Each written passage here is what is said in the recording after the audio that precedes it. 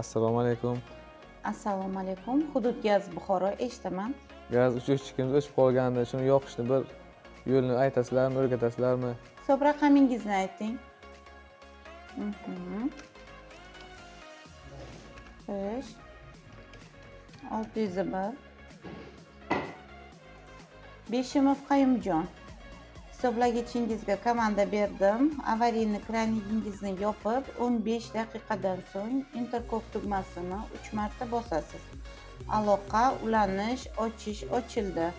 Qulfchasi ochilib, ko'rsatkich ko'rsatgandan so'ng yarim soatdan keyin avariyni kraningizni ochib, gazdan foydalanasiz.